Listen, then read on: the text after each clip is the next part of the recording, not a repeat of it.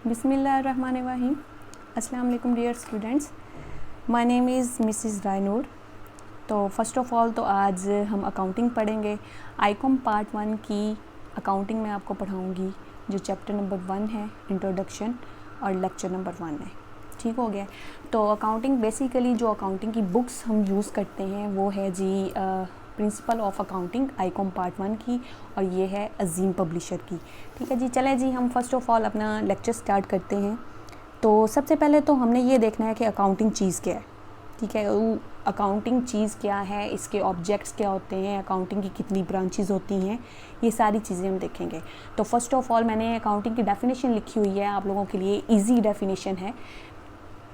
Accounting is an art of recording, classifying, summarising and interpretation of business transaction.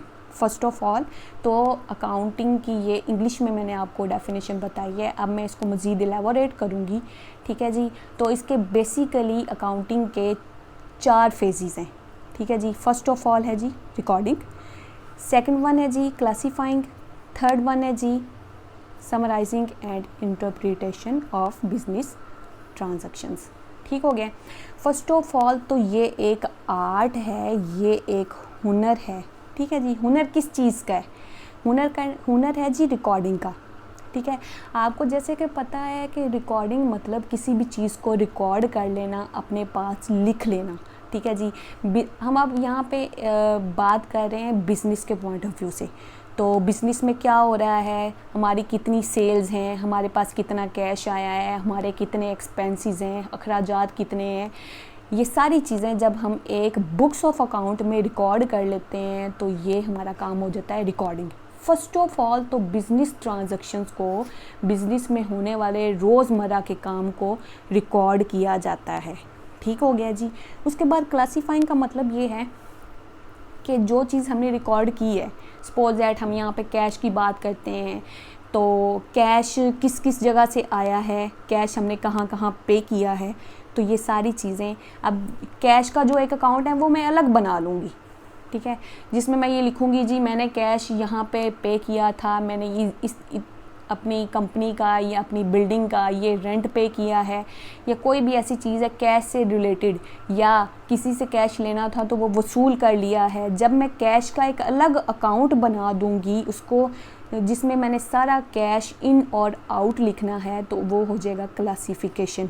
ठीक है, इस तरह cash का अलग अकाउंट बन जाएगा, क्योंकि मैंने कोई परचेजेस की हैं तो वो अलग का अकाउंट बन जाएगा, अगर सेल्स की हैं तो वो अलग अकाउंट बन जाएगा। ठीक हो गया। तो हर चीज़ को अपनी अपनी कैटेगरी में इकट्ठा करने को हम क्लासीफाइंग कहते हैं। इसके बाद आ जाता है जी समराइजिंग। ठीक है जी, फिर समराइजिंग का मतलब है कि जैसे हम कैश की बात कर लें, क्योंकि मैं आपको बेसिकली कैश की ही एग्जांपल दे रही हूँ, तो कैश की बात कर लें तो मैं ये देखूँगी मैंने कहाँ कहाँ से मेरे पास कैश आया है और कहाँ कहाँ पे मैंने कैश पे किया है, तो एट द एंड मेरे पास बैलेंस क्या है। ठीक है जी, मेरे पास कैश का बैलेंस क्या बचा है, कितने पैसे मेरे पास बचे हैं, तो उसको बोलेंगे समराइज़ करना। ठीक है जी। And interpretation of business transaction, interpretation कहते हैं जी रिज़ल्ट को, कि एट द एंड मैं ये देखना चाहती हूँ कि मुझे इस सारी चीज़ का रिज़ल्ट क्या मिला है। ठीक है, जो बिज़नेस ट्रांजैक्शंस हुई हैं, बिज़नेस के रोज़मर्रा के जो काम किए हैं, जो रोज़मर्रा की एंट्री हुई है, इसको बेसिकली हम एंट्री का नाम भी दे सकते हैं। ठीक है जी, जो एंट्री हुई है उसका रिज़ल्ट क्या निकला है। तो अकाउंटिंग के में बेसिकली ये 4 ही फंक्शंस हैं। ठीक है जी, अब ये देखें आगे मैंने लिखा भी हुआ है, transactions are processed in different stages, कि जो ट्रांजैक्शंस हैं, जो अकाउंटिंग के रोज़मर्रा के काम हैं, बिज़नेस के रोज़मर्रा के काम हैं, वो इन 4 स्टेजेस में बताए गए हैं। जो स्टेजेस मैंने आपको ऊपर इलेबोरेट कर दिए हैं। रिकॉर्ड करना है जी, बुक कीपिंग किसको बोलते हैं, अकाउंटिंग की ज़ुबान में बोलते हैं जी बुक कीपिंग, जिसमें हम अपनी एंट्रीज़ को रिकॉर्ड करते हैं। जो रोज़मर्रा के काम होते हैं उसमें जब अपनी एंट्रीज़ को रिकॉर्ड किया जाता है तो वो बुक कीपिंग होता है।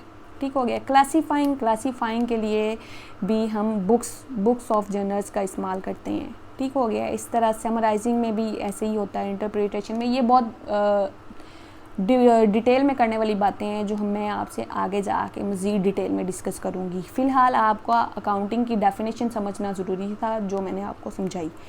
आगे आ जाएं जी, ब्रांचेस ऑफ अकाउंटिंग। तो बेसिकली अकाउंटिंग की 3 ब्रांचेस होती हैं। ब्रांचेस मतलब अकाउंटिंग किस किस तरह की होती है और इससे हम क्या क्या काम लेते हैं। First of all financial accounting. Financial accounting में जो सारा काम होता है वो मनी का होता है। जैसे कि फाइनेंशियल वर्ड से आपको पता चल रहा है कि ये मनी है, ठीक है जी। अब मनी में क्या क्या चीज़ आती है कि हमारे बिज़नेस को कितना प्रॉफिट हुआ है या कितना लॉस हुआ है, ठीक हो गया।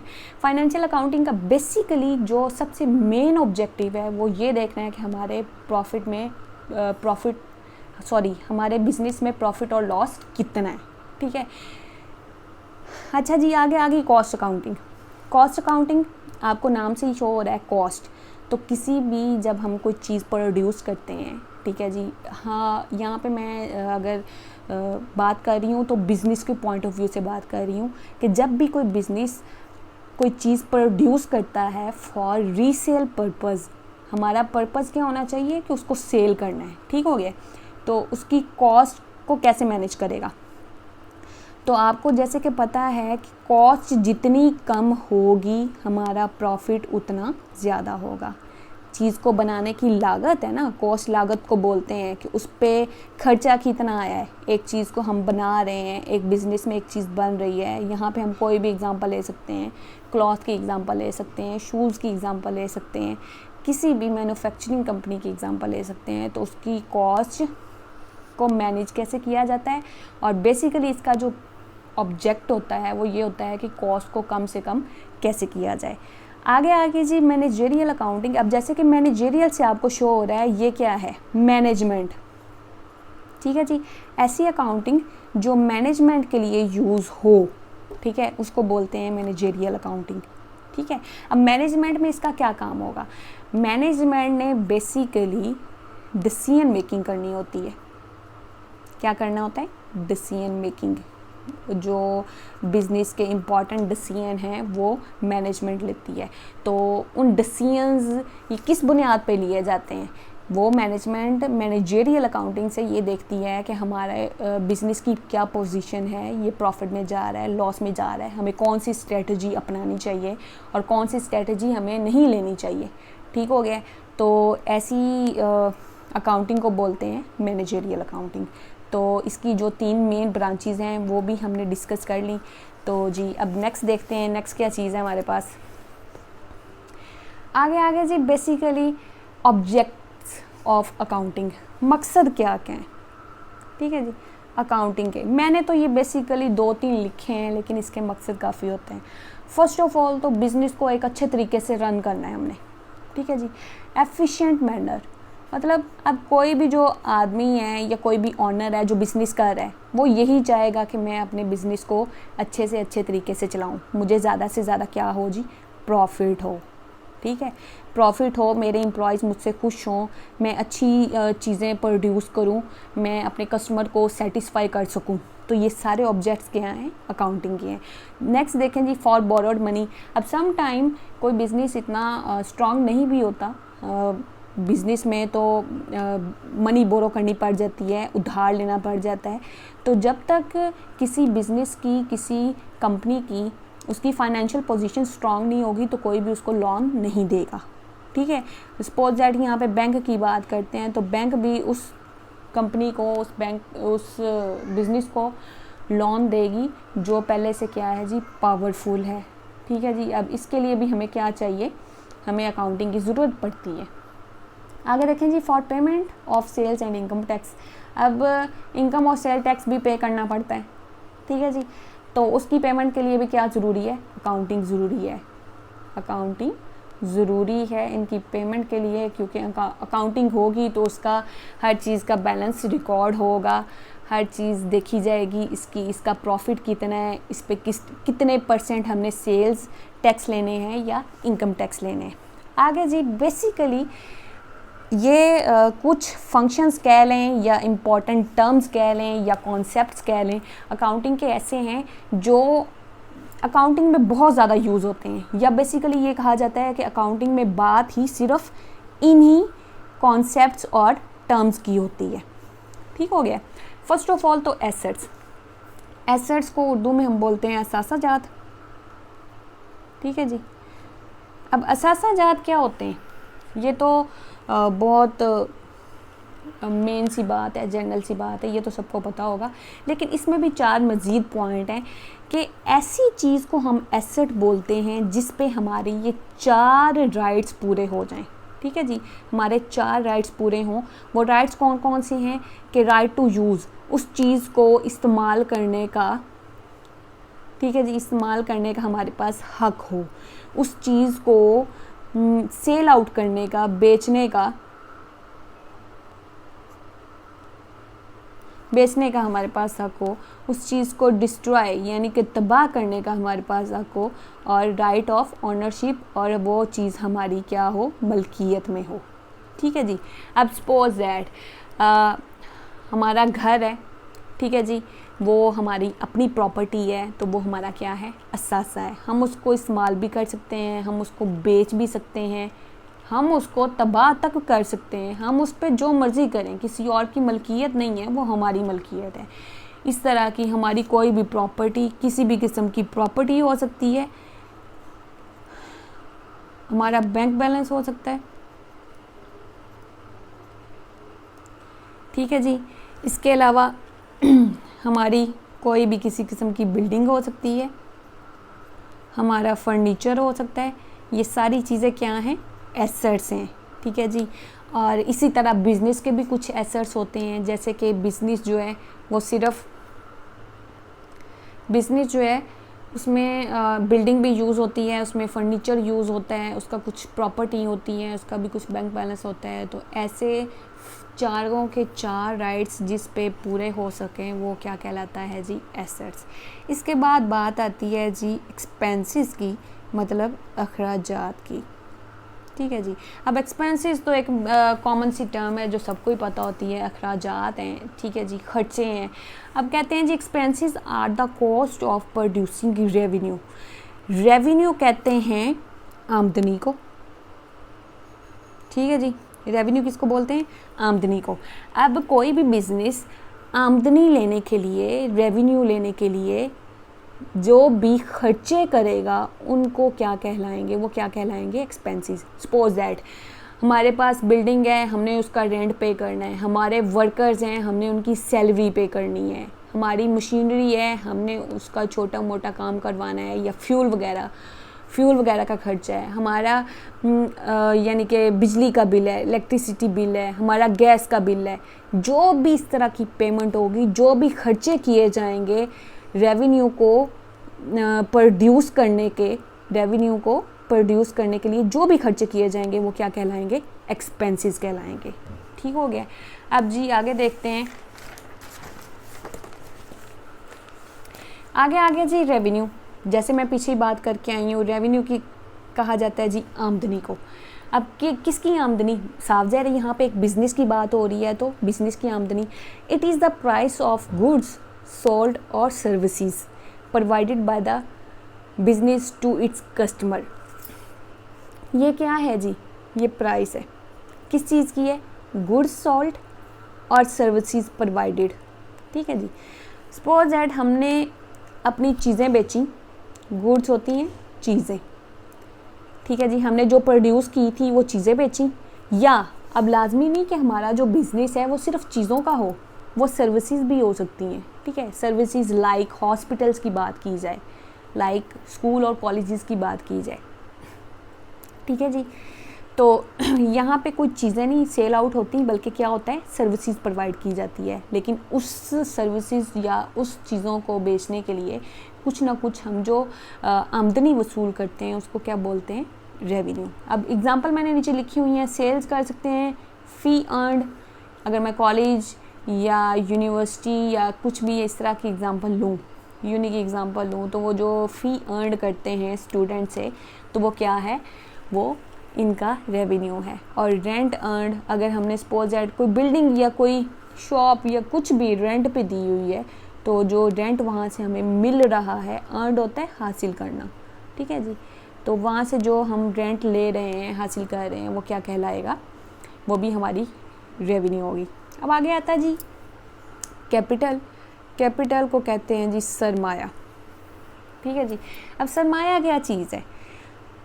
It is the source of goods, sorry, it is the source of funds provided by the owner of the business. First of all तो ये ओनर क्या है? ओनर कहते हैं मालिक को, जो बिजनेस का क्या है जी, मालिक है, ऑफ द बिजनेस। वो कहता है जी किसी भी किस्म के फंड्स जो मालिक जो होता है बिजनेस का, वो बिजनेस में लेके आता है, ठीक है, वो क्या कहलाता है? सारा कैपिटल। अब वो कैश की शक्ल में हो सकता है, हम कितने पैसे लेके आ रहे हैं, वो फर्नीचर की शक्ल में भी हो सकता है हम मतलब कि फर्नीचर लेके आ रहे हो, वो सपोज दैट बिल्डिंग की शक्ल में भी हो सकता है कि हम क्या कर रहे हैं जी, बिल्डिंग लेके आ रहे हैं, या बिल्डिंग हम कंस्ट्रक्ट करवा रहे हैं, ठीक हो गया। तो वो सारी की सारी चीज़ें क्या हैं? कैपिटल। आप बेसिकली ये ज़हन में रखें कि ओनर ऑफ द बिज़नेस यानी कि बिज़नेस का जो मालिक है, जो भी अपने बिज़नेस को चलाने के लिए सोर्सेज ऑफ फंड लेके आएगा, उसको कहेंगे ये हमारा क्या है जी, कैपिटल है। अच्छा जी, आगे आ गई लाइबिलिटी। लाइबिलिटी का मतलब होता है जी जिम्मेदारी। जिम्मेदारी ये भी देख लेते हैं, इसको क्या बोलते हैं? It is the debts and obligations of the business. Debts मतलब पे करना, ऑब्लिगेशंस वो भी पेमेंट के ज़रिए आती है। मतलब सपोज दैट कि हमारे बिजनेस ने कुछ मनी बोरो की है, ठीक है, किसी से उधार लिया है, ठीक है जी, बैंक से उधार लिया है या कुछ भी कह लें, तो वो जो जिम्मेदारी हमारे ऊपर जिम्मेदारी बन जाती है, ठीक है, हमने वो कल को वापस करना होता है, ठीक है। तो इस तरह की जितनी भी जिम्मेदारियां होंगी वो क्या कहलाएंगी? लाइबिलिटीज़, ठीक है जी। अब नेक्स्ट देखते हैं, नेक्स्ट में क्या चीज़ आएगी? Drawings. Any money that is taken from the business account for personal use. अब ये पर्सनल यूज़ किसका है? यहाँ पे पर्सनल यूज़ है ऑनर का, ठीक है जी। ऑनर मतलब मैंने आपको क्या बताया था? मालिक। मालिक जो है या ऑनर जो है बिज़नेस का, अगर कुछ भी अपने बिज़नेस अकाउंट से निकाल के अपने पर्सनल यूज़ के लिए लेके चला जाता है, मतलब वो जी बिज़नेस अकाउंट से उसने पैसे निकाले हैं, वो अपने घर पर्सनल अपने घर ले गया है, उसको अपने घर में ज़रूरत थी, तो वो क्या चीज़ बन जाएगी? ड्राइंग्स। ये कैपिटल का उलट होता है, ठीक है जी। जैसे कैपिटल में मालिक वो अपनी चीज़ें जो लेके आता है, ड्राइंग्स में वो बिजनेस अकाउंट से उठा के अपने पर्सनल यूज़ के लिए ले जाता है, और ये काम किसका होता है? ऑनर का ही होता है। अब देखें जी गुड्स, ये अकाउंटिंग के टर्म है जिसका मतलब होता है चीज़ें, चीज़ें या अशिया, ठीक हो गया जी, चीज़ें या अशिया। अब इसकी भी डेफिनेशन देख लेते हैं। Anything that is purchased. Purchase means अगर इसको इंग्लिश में देखा जाए तो बाय, और अगर उर्दू में देखा जाए तो ख़रीदना, ठीक है जी। फॉर रीसेल पर्पस और anything that has been manufactured for selling purpose, ठीक है जी। अब वो कहता है जी कि गुड्स क्या चीज़ें हैं? ऐसी चीज़ें जो हम अपने बिजनेस में लेके आए, किस मकसद से? रीसेल। रीसेल का मकसद हो। अब ये नहीं है कि कोई चीज़ें हमने ख़रीदी हैं, वो अपने पर्सनल यूज़ के लिए ख़रीदी हैं तो वो गुड्स नहीं होंगी। पर्सनल यूज़ के लिए अगर कोई चीज़ ख़रीदी जाए तो वो गुड्स नहीं होंगी। गुड्स वो तब बनेंगी जब उनका पर्पस क्या होगा? रीसेल करना, ठीक है जी। या अगर लाजमी नहीं ख़रीदी जाए, कोई ऐसा बिजनेस होता है जो खुद मैन्युफैक्चर करता है, चीज़ें बनाना, ठीक है जी। मैन्युफैक्चर होता है खुद अपनी कंपनी में, अपनी जगह में मैन्युफैक्चर करना या बनाना, ठीक है। तो उसका पर्पस भी क्या हो? सेलिंग ही हो, तो वो क्या कहलाएंगी? गुड्स कहलाएंगी। क्लियर हुआ कुछ? चलें जी नेक्स्ट देख लेते हैं, परचेजेस। अब आम टर्म में हम इसको बोल सकते हैं बाय करना या बाउट, ठीक है जी। और उर्दू में इसको बोलते हैं ख़रीदना। ठीक है। When saleable goods are bought in a business it is said purchases. वही बात, जब सेलेबल गुड्स को ख़रीदा जाएगा, अब यहाँ पे वर्ड हम बाउट यूज़ नहीं करेंगे, ठीक है जी। बेसिकली ये बाउट ही है, लेकिन अकाउंटिंग के टर्म में उसको क्या बोलते हैं, परचेजेस, ठीक हो गया। तो ऐसी गुड्स जो दोबारा सेल करने के मकसद से ख़रीदी जाएंगी उनको क्या बोलेंगे, परचेजेस। वो हमारी क्या हो जाएंगी, परचेज हो जाएगा वो, ठीक है। इसमें अकाउंटिंग में टर्म परचेजेस ही यूज़ होगा, कभी भी बाय या बाउट हम नहीं बोलेंगे, सही है जी। अब नेक्स्ट देख लें जी, कैश परचेजेस। अब परचेजेस का तो आपको पता चल गया, किसी भी चीज़ को ख़रीदना फॉर रीसेल पर्पस, ये क्या कहलाएगा, परचेजेस। अब कैश परचेजेस, ये तो आपको कॉन्सेप्ट देखते साथ ही समझ आ जानी चाहिए। कैश परचेजेस में क्या आएगा, ऐसी चीज़ें जो इन टाइम कैश पेमेंट, मतलब जैसे ही ख़रीदी जाए उनकी पेमेंट कैश में कर दी जाए, तो वो क्या कहलाएगा, कैश परचेजेस। पढ़ भी लेते हैं। If goods are purchase and payment is made at the same time, गुड्स खरीदी जाए और उनकी जो पेमेंट है वो सेम टाइम पे कर दी जाए, जैसे ही गुड्स खरीदी हैं सेम उसी टाइम पे उनकी पेमेंट कर दी जाए, तो वो क्या कहलाएंगी, कैश परचेजेस। अब नेक्स्ट देखते हैं जी, आगे जी, क्रेडिट परचेजेस। क्रेडिट का मतलब होता है उधार। क्रेडिट का क्या मतलब है, उधार। उधार तो आपको पता है, जिसमें इन टाइम हम पेमेंट नहीं करते, चीज़ें खरीद लेते हैं लेकिन पेमेंट हम इन टाइम नहीं करते, तो वो क्या कहलाती हैं, उधार। उसको हम क्रेडिट भी बोलते हैं अकाउंटिंग की टर्म्स में, अकाउंटिंग के कॉन्सेप्ट में, और उसको हम ऑन अकाउंट भी बोलते हैं। उसको क्या बोला जाता है, ऑन अकाउंट या क्रेडिट परचेजेस, ठीक हो गया।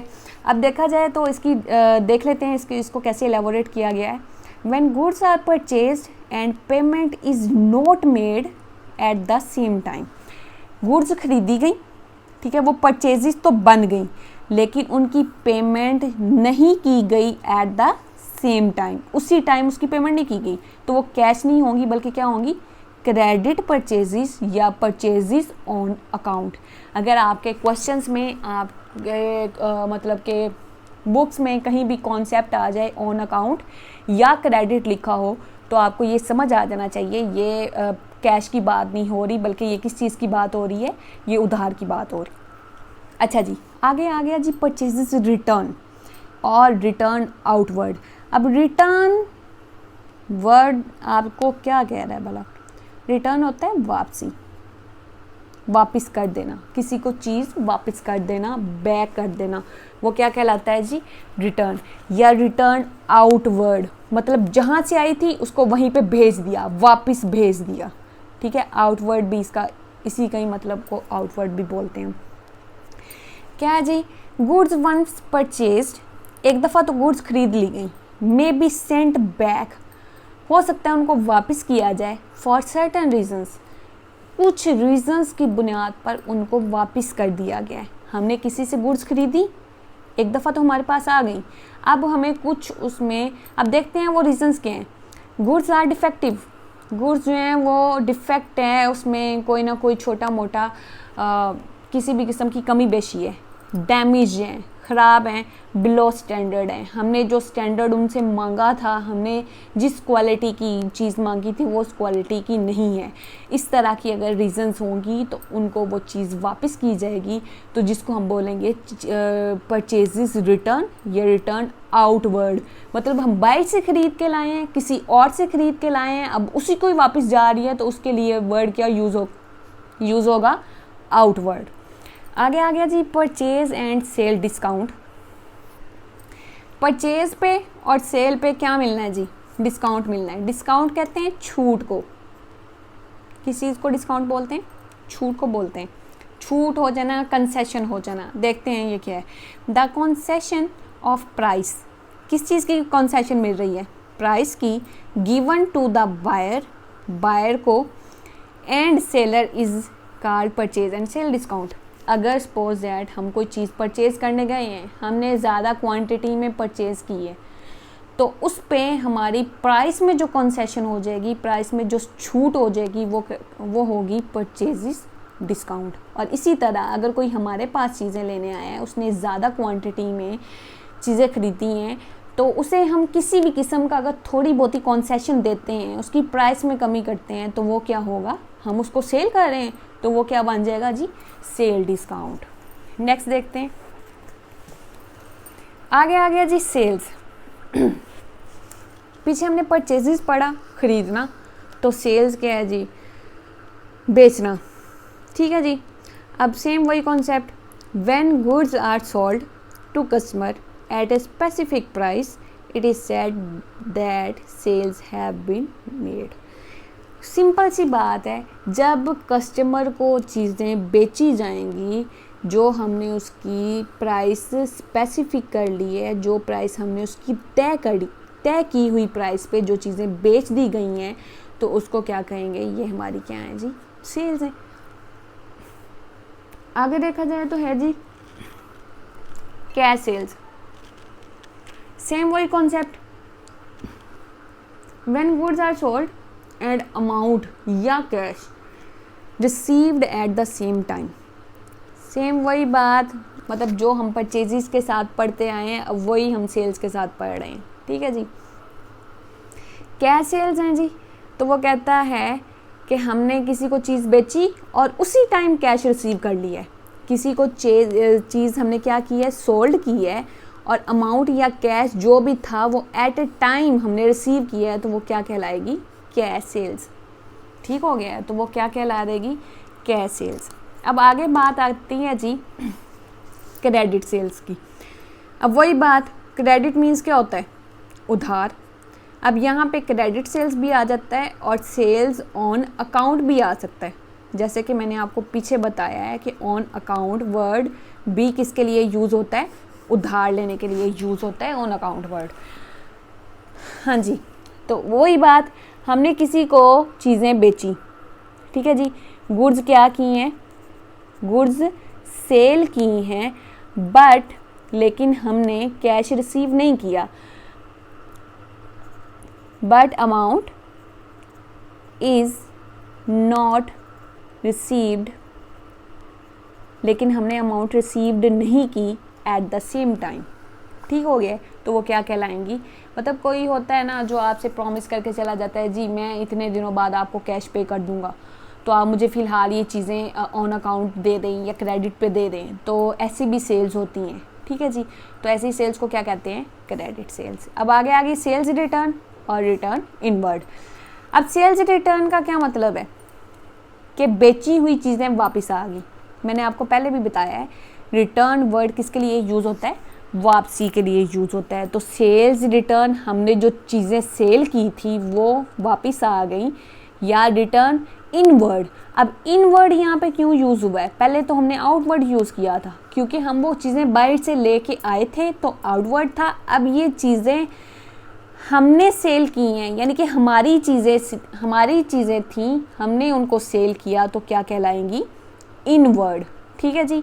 तो अब ये सेम बात कि चीज़ हो सकता है हमारी चीज़ में कोई डिफेक्ट हो जिसका हमें भी ना पता हो, डिफेक्टिव हो सकती है, या जिस क्वालिटी की उन्होंने मांगी थी हमने उस क्वालिटी की पे नहीं की। ठीक है जी। या हो सकता है चीज़ डैमेज हो। सेम वही रीजंस, अगर ये इन रीजंस की बुनियाद पे हमारी चीज़ हमारे पास वापस आ जाती है, तो हम कहेंगे ये सेल्स रिटर्न हो गया या रिटर्न इनवर्ड हो गया। अब जी नेक्स्ट देखते हैं ट्रेड डिस्काउंट। अब ट्रेड डिस्काउंट क्या है, एक मिनट में आपको एलाबोरेट करती हूँ।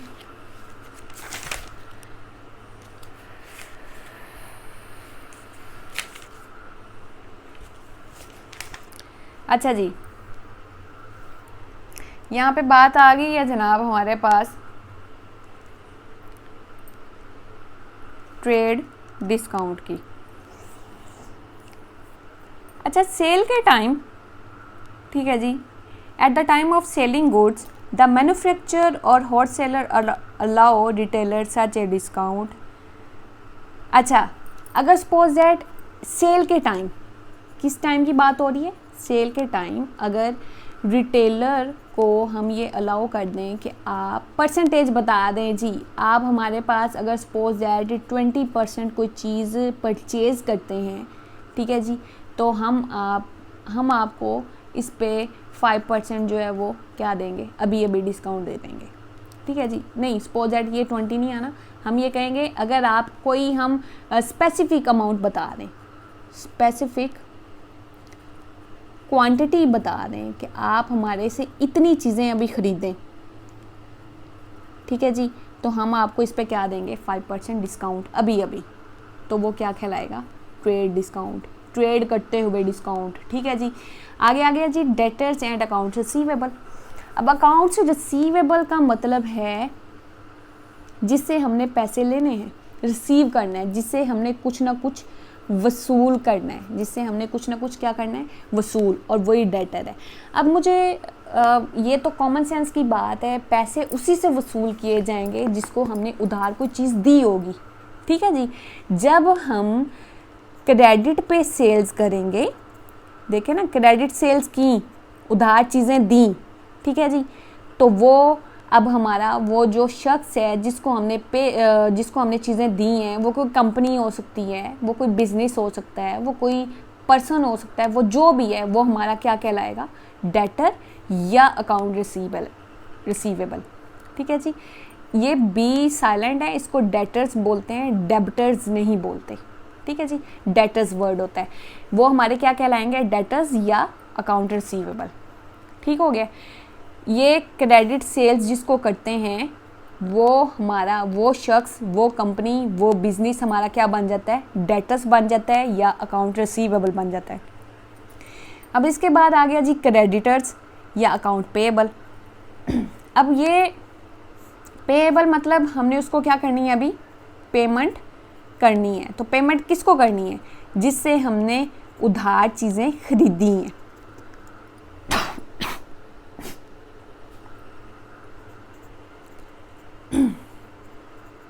ठीक है जी। अब क्रेडिट परचेजेस जिस बंदे से की हैं, हमने उसको उसी टाइम पेमेंट नहीं की थी, हमने उसको बाद में पेमेंट करनी है, तो वो हमारा क्या कहलाएगा, क्रेडिटर, मतलब हमारी वो जिम्मेदारी है, हमने अभी उसके पैसे पे करने हैं, या वो क्या कहलाएगा, अकाउंट पेएबल, कि अभी हमने उसकी पेमेंट करनी है। तो ये क्रेडिट परचेजेस हम जब करेंगे तो वो हमारा क्रेडिटर कहलाएगा, और क्रेडिट सेल्स जिससे करेंगे वो हमारा डेटर कहलाएगा। अब है जी कैश डिस्काउंट। अब कैश डिस्काउंट क्या है, कैश डिस्काउंट है जी, हमसे किसी शख्स ने, किसी कंपनी ने क्रेडिट सेल्स की हैं, ठीक है, हमने किसी को उधार चीज़ें दी हैं, और हमने कहा है जी आपने 5 जून से पहले नहीं, 5 जून तक हमें ये पेमेंट करनी है, लेकिन वो बंदा हमें 2 जून को ही कर गया पेमेंट, कितने दिन पहले की है, 3 days बिफोर, ठीक है जी। 3 दिन पहले अगर वो उसकी पेमेंट कर गया है तो उस पर भी कुछ डिस्काउंट बनता है, हम उसको जो डिस्काउंट देंगे या जो छूट देंगे, जो रायत देंगे, जो कंसेशन देंगे, उसको बोलेंगे कैश डिस्काउंट। हम उसके कैश में से कुछ परसेंटेज उसको कम कर देंगे, उसको छोड़ देंगे, ठीक है जी। ये भी उनमें तय हो चुका होता है कि भाई अगर मैं आपको इससे पहले पेमेंट कर दूं, ठीक है, तो आप मुझे कितने पैसे छोड़ेंगे, तो ये वो है।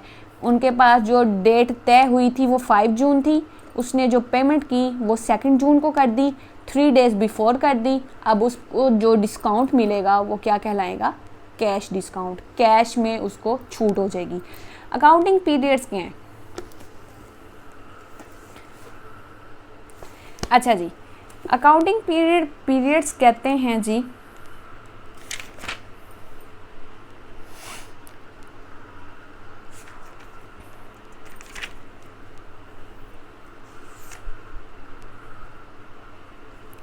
अच्छा, it is a span of time for which a business generally prepare it's financial statement.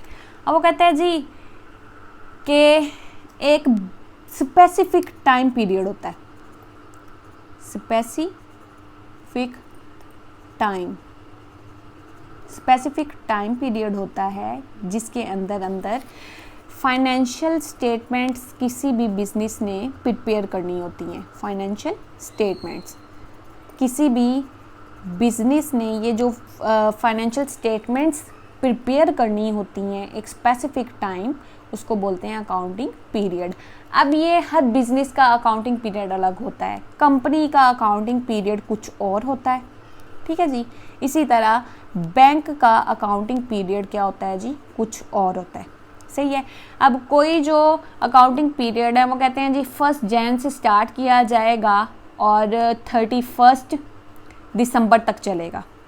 और कोई जो हैं बिजनेस वो कहते हैं जी हम 1 जून से स्टार्ट करेंगे, 1 जुलाई से स्टार्ट करेंगे और 30 जून तक हमारा पीरियड चलेगा। बेसिकली ये जो पीरियड होता है ये 1 ईयर का होता है, ठीक है जी, 1 ईयर का होता है। लेकिन हर बिजनेस का स्टार्टिंग पीरियड अलग होता है। कोई जनवरी से स्टार्ट करके दिसंबर तक जाते हैं, कोई जुलाई से स्टार्ट करके अगले साल के जून तक जाते हैं। बेसिकली ये 2 ही होते हैं, लेकिन कोई बिजनेस अपने अलग से भी यूज़ कर सकते हैं।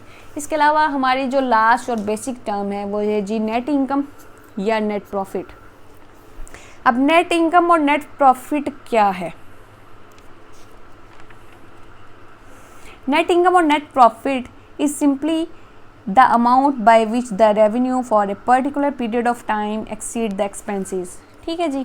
अब suppose that वो कहता है जी रेवेन्यू जो हैं वो एक्सीड करें। एक्सीड्स का मतलब होता है बढ़ जाना, ज़्यादा हो जाना या बढ़ जाना, ठीक है जी। किससे एक्सीड्स करें? एक्सपेंसेस से। किससे एक्सीड्स करें? एक्सपेंसेस। ये हमारी आमदनी है, आमदनी वो कहता है कि बढ़ जाए किससे? अखराजात से। अखराजात से अगर हमारी आमदनी क्या हो जाए? बढ़ जाएगी, तो ये क्या कहलाएगा? तो ये क्या कहलाएगा? हमें क्या हो गया जी? प्रॉफिट हो गया है। क्या हो गया जी? प्रॉफिट। अब देखें ना, हमने चीज़ें बनाई, ठीक है, उस पर हमारे एक्सपेंसेस आए, खर्चे आए, हमने वो चीज़ें बेची। अगर सपोज दैट मैं ये कहूँ कि मेरी किसी चीज़ की कॉस्ट जो है ना वो है जी ₹100, ठीक है जी, 100 है। अब कॉस्ट में सारे एक्सपेंसेस शामिल हैं। वो अगर सपोज दैट हमने किसी वर्कर को पेमेंट की है, हमने कोई भी रेंट पे किया है, हमने कोई भी बिल पे किया है, ये जो भी हमारे A to Z जितने भी अखराजात हैं वो हमारी कॉस्ट बनी है कितनी? ₹100। और अगर हम उसको सेल कर रहे हैं, हम उसको क्या कर रहे हैं? सेल कर रहे हैं उसको। सपोज दैट हमने उसकी सेलिंग प्राइस रखी है 120, ठीक है जी। अब सेल्स माइनस कॉस्ट, ठीक है जी। सेल्स कितनी है हमारी? ₹120 और कॉस्ट कितनी है? ₹100। तो जो ये ₹20 बचे हैं ये हमारा क्या है? बेसिकली प्रॉफिट है, ठीक है। अगर सेल्स प्राइस क्या हो? कॉस्ट प्राइस से ज़्यादा हो तो वो बनता है प्रॉफिट। तो बेसिकली सेल्स को हम रेवेन्यू से ही पॉइंट आउट करते हैं। रेवेन्यू जितना ज़्यादा होगा हमारा प्रॉफिट उतना ज़्यादा होगा, एक्सपेंसेस जितने कम होंगे हमारा प्रॉफिट उतना ही ज़्यादा होगा, ठीक है। हमेशा रेवेन्यू जब एक्सपेंसेस से बढ़ जाएगा, एक्सीड कर जाएगा, तो हमारा वो जो निकलेगा वो नेट प्रॉफिट होगा या वो क्या होगी जी? Net income. अच्छा जी, आज का लेक्चर जो है वो इधर तक ही है, ठीक है जी। अपना बहुत ज़्यादा ख्याल रखिएगा। अगर कोई भी कन्फ्यूजन हो तो आप कमेंट बॉक्स में पूछ सकते हैं, ठीक है जी। अपना बहुत ज़्यादा ख्याल रखिएगा। अब नेक्स्ट वीडियो के लिए नेक्स्ट वीडियो इंशाल्लाह ज़रूर मैं अपलोड करूँगी। तब तक के लिए जी इजाज़त दें। अल्लाह हाफिज़।